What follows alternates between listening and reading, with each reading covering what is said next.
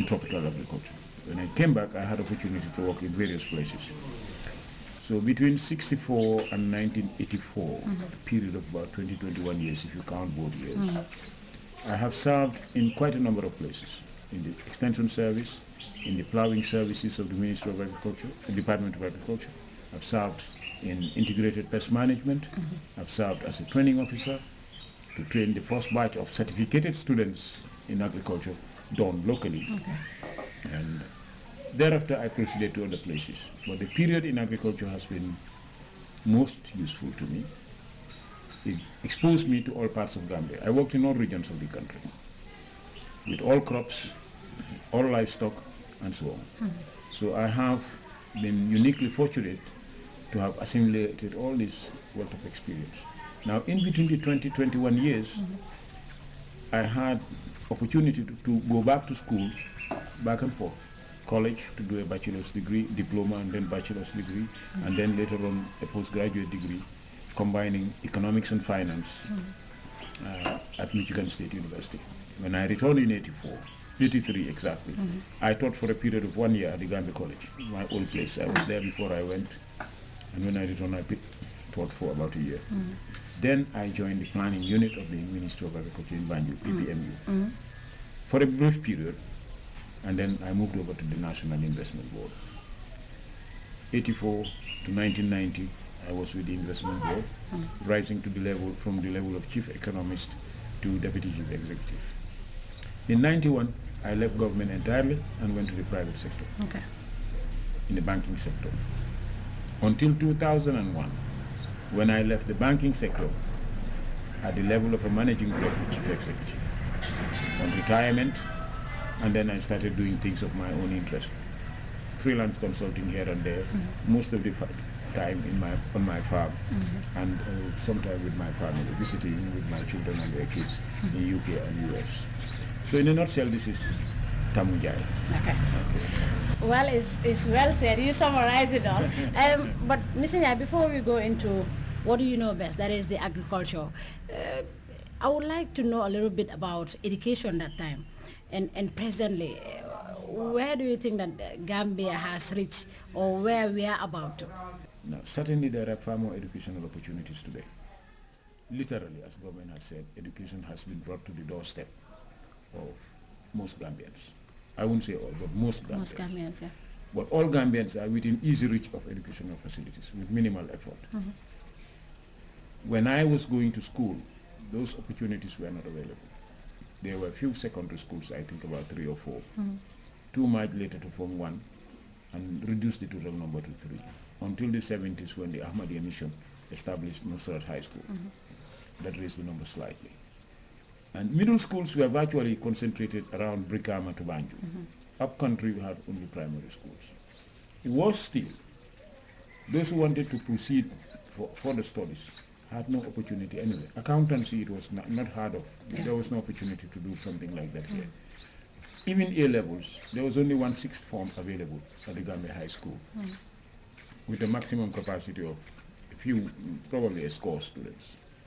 Today, you have all kinds of opportunities, both provided by the public sector and the private sector, reflecting the open door policy that has been introduced in the educational sector, which I support. Of course, that doesn't mean you open the door and just leave it. Government is regulating. But it has conferred tremendous benefit to people. I had to struggle to do my A levels by correspondence course. In those days, there was nothing like online training. It was simply by the traditional postage system. They post you the material, you study, do the assignments, post them back, they do the marking and then post them back to you. Then when you feel confident that you can attempt the overseas examination organized by London University or Cambridge, you will so indicate and they will make arrangements.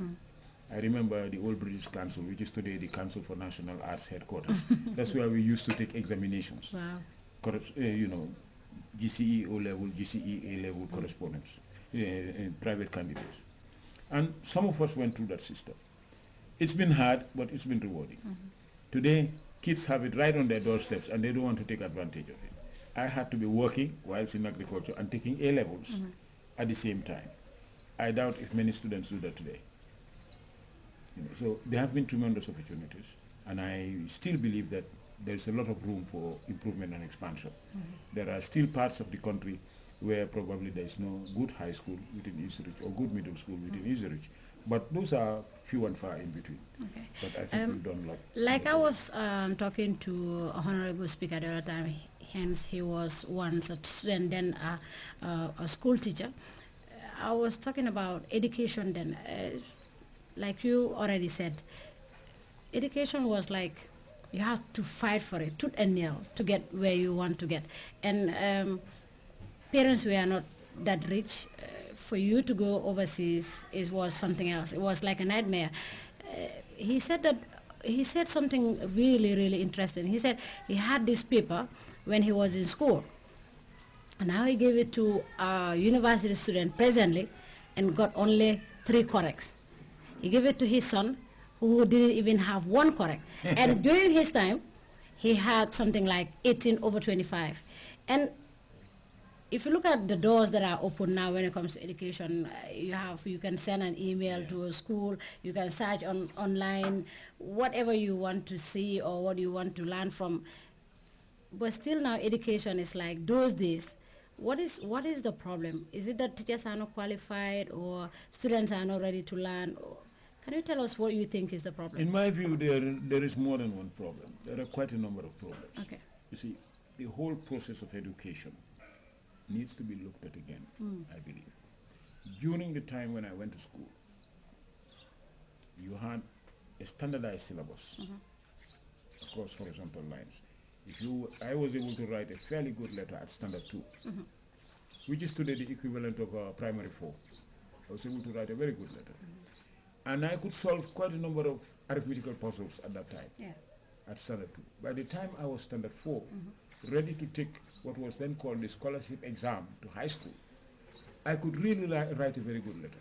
I used to write for my mother. That is primary 6 that time? That is primary 6 equivalent. Entrance? Yes. Okay. Primary 6 equivalent today. Okay. Now, but in those days, a good number of teachers were qualified. They were small in number, of course, but they were qualified. They were committed. But the education department also was always on their neck. We would sit in class, the teacher will be teaching. Once every week, a school inspector will quietly walk into the room and sit in the back. Listen for the whole lesson to see what the teacher is delivering. At the end of the lesson, that inspector will go and inspect the teacher's lesson notes, scheme of work, register, and so on, and see whether A, it is in line with the recommended approved syllabus, B, whether the teacher has actually prepared sufficiently to deliver the material, and 3, whether suitable and adequate records have been kept. These days, that has not been happening. Okay. And therefore, the liberalization policy in education, the open door policy in education, must be seen within the context that when you liberalize, it's not hands off. You expand it, but you keep watching and regulating. Otherwise, you will get what is called miseducation. Now, we have seen quite a lot of this happening, especially in some of the private schools. They increase the number of students, increase the fees, but they don't deliver effectively. Now, that is a job that the education authorities have to address. Another example, when we were students in primary and middle school, there was no such thing as organized studies in schools where you compulsorily pay a fee. Teachers will insist that once, twice a week, we have study sessions to review what we have done the previous period. But this was not a paying session. The teacher realized that there were gaps, and he was trying to fill up those gaps, so that by exam time, his class will excel. And we will all be compelled to go, sometimes from 5 to 6 or 5 to 7 in the evening, and we will go over material. That was done, but it was not for a fee. It was very important. Secondly, we as students will organize ourselves into study groups. You see where the nursing school is present, School of Nursing. Yeah. We used to go and sit by that wall there in the evenings. There's an electric lamp post there just by the rear exit of State House. We will be there studying until about 11 o'clock, then we will disperse and we will all go home. Among ourselves, people of the same class and so on. We will pose problems, we will work out, we will have talks, and we will